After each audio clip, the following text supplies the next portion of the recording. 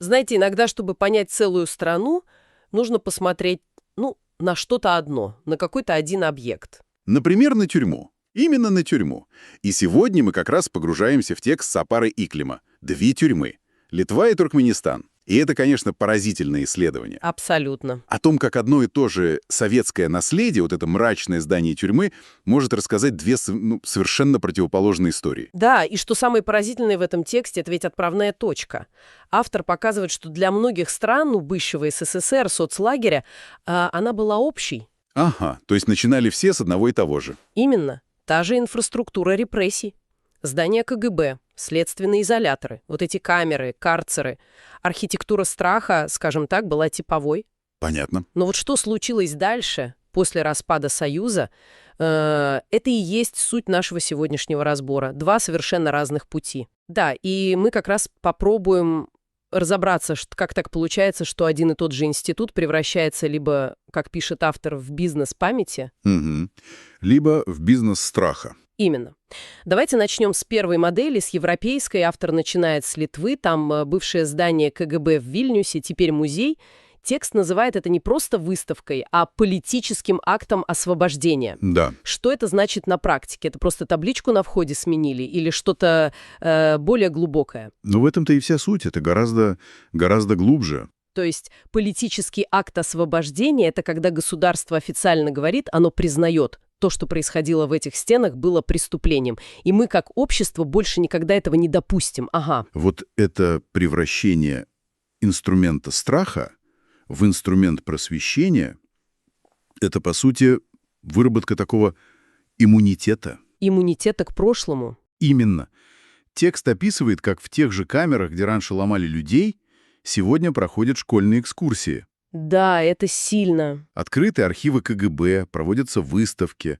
Страх не просто консервируют, его препарируют, изучают, чтобы он перестал быть токсичным. Он превращается в знание. В знание, да. Получается, это такая своего рода национальная терапия. И, как я понимаю, Литва — это не единственный пример.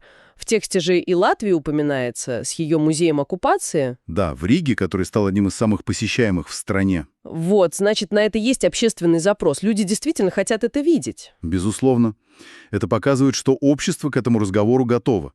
Но что интересно, автор идет дальше. Он же приводит цитату про эстонскую тюрьму Патара. Да. Что страх можно превратить в ресурс свободы. Вот это очень сильная такая неочевидная мысль. Вот именно. Звучит как парадокс, как место, созданное для подавления, может стать источником силы. Как это работает? А работает это через присвоение, когда общество берет самый страшный символ своего угнетения и говорит «это наше, эта история принадлежит нам, а не нашим палачам, и мы будем ее рассказывать». Ух ты! Это акт невероятной силы. Он лишает прошлое его власти над настоящим. И Польша, как пишет автор, пошла по этому пути, кажется, дальше всех. В каком смысле? Она не просто создала музей, как в Освенциме. Она учредила целый институт национальной памяти. То есть это уже на государственном уровне закреплено? Да. Память о репрессиях стала не просто экспонатом, а частью государственной политики, частью национальной идентичности. Получается, это уже не разовые проекты, а целая система. Текст ведь и другие страны упоминает. Чехия с музеем коммунизма, Венгрия, дом террора в Будапеште, да. Но особое внимание автор уделяет Германии и тюрьме Штази Хоеншонхаузен в Берлине. А, да.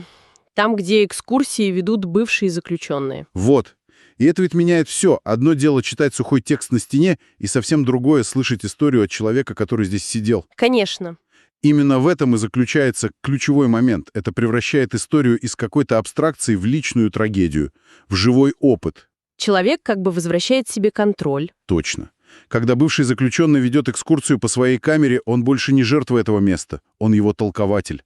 Это и есть то, что автор называет строительством морального фундамента демократии. Давайте вот это разберем.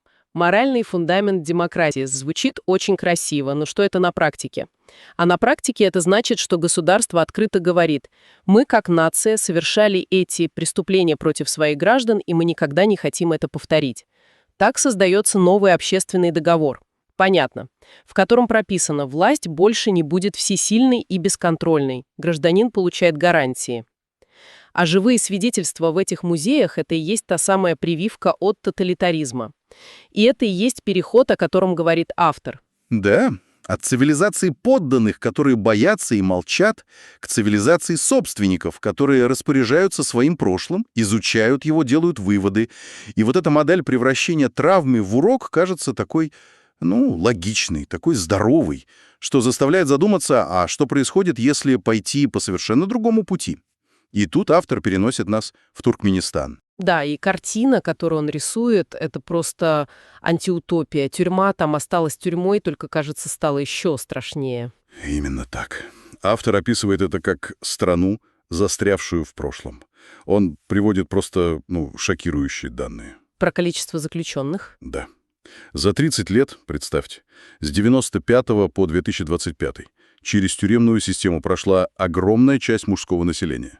Это же целое поколение. А женские тюрьмы, которые в советское время были почти пустыми, сегодня переполнены. Но с чем это связано? Автор же утверждает, что дело не в росте преступности. Нет, не в нем. Если это не борьба с криминалом, тогда что это? Какая цель? Цель — контроль. Автор прямо называет это политической технологией. Тюрьма в такой системе — это не исправительное учреждение, это главный производитель самого важного для режима продукта — страха. Страха. Да. Когда огромная часть населения имеет опыт тюрьмы или боится туда попасть. Когда у каждого есть родственник, друг, знакомый, который сидел или сидит. Да, это страх становится просто фоном повседневной жизни. Именно. Он парализует волю к сопротивлению. Тюрьма — это не баг системы, это ее центральный механизм. И тут в тексте появляется этот зловещий термин «экономика страха». Это просто метафора или автор описывает реальную работающую финансовую систему? Нет-нет, это не метафора, это буквальное описание. Автор показывает, что каждый этап этого репрессивного конвейера, он монетизирован. То есть? Нужно заплатить следователю, чтобы решить вопрос. Заплатить в суде, заплатить в колонии, чтобы получить облегченные условия, не самую худшую камеру или работу. Заплатить за свидание с родными. За свидание, за то, чтобы твою семью на воле не трогали. Тюрьма превращается в гигантский коррупционный бизнес. Тюрьму в урок? В общественное благо. Да. А здесь тюрьма сама становится источником теневого дохода. И инструментом управления через страх. Именно. Система становится самоокупаемой и даже прибыльной для тех, кто ее контролирует. Она производит страх, который обеспечивает стабильность, и одновременно генерирует деньги. И это возвращает нас к ключевой идее, Да. что сам институт нейтрален. Стены, решетки — это просто кирпич и металл. Его функцию определяет цель государства. И вот, описав эту ужасающую систему, Сапариклим выдвигает предложение, которое, на первый взгляд, кажется совершенно радикальным. Даже безумным. Очень. Он призывает к полному освобождению заключенных в таких странах, как Туркменистан, и превращению этих тюрем в музеи. Как он это обосновывает? Ведь там же сидят и настоящие преступники. И он как будто предвидит этот аргумент. Автор признает, что да, среди заключенных есть и убийцы, и воры. Но тут же он выдвигает свой самый сильный и парадоксальный тезис. Какой? Они, эти преступники, вчера были менее опасны для общества, чем сегодняшняя власть, которая использует тюрьму как инструмент подавления. Это очень мощное заявление. По сути, он говорит, что сама репрессивная система опаснее любого отдельного преступника внутри нее. Да. Для автора этот радикальный шаг освобождения всех — это не столько амнистия, сколько акт восстановления справедливости. Почему? Потому что в системе, где правосудие не работает, а тюрьма — это бизнес на страхе, сам статус заключенного теряет смысл, невозможно отделить виновных от невинных. И единственный способ сломать эту систему — это разрушить ее до основания, по его мнению. Освободить всех — это символический разрыв с эпохой страха. Это заявление о том, что старые правила больше не действуют. То есть это не столько юридический, сколько политический и моральный акт. Именно. И вторая часть его предложения — превратить опустевшие тюрьмы в музеи — это как раз шаг к той европейской модели. Да, это необходимый шаг на пути к нормальному обществу. Сначала сломать фабрику страха, потом на ее руинах построить музей памяти. Это единственный способ гарантировать, что фабрика не будет отстроена заново. Так к какому же главному выводу все это нас подводит? В конце текста автор использует очень простую и яркую метафору «кирпич». Да, и она гениально все суммирует. Тюрьма — это как кирпич. Из него можно построить либо фабрику страха, либо музей памяти. И выбор, который делает страна, и есть ее отражение. Именно. Страны Балтии, Польша, Германия, по мнению автора, взяли эти страшные кирпичи своего прошлого и построили из них нечто полезное для будущего — урок, предупреждение, фундамент. А Туркменистан? А Туркменистан, как говорится в тексте, продолжает использовать те же кирпичи для постройки все той же фабрики страха. И отсюда финальный вывод автора, который звучит как афоризм. Тюрьма — это зеркало государства. Очень просто и очень точно. Абсолютно.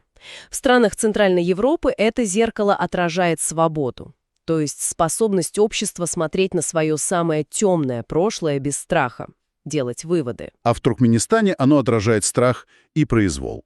И именно это сравнение, по мнению автора, и показывает фундаментальную разницу между двумя моделями — цивилизацией подданных и цивилизацией собственников. Собственники владеют своим прошлым, своей страной, И своей судьбой. а подданные нет. Итак, опираясь на анализ Сапара и Клима, мы увидели, как один и тот же институт может служить поразительно точным зеркалом политической системы и ценностей целой страны.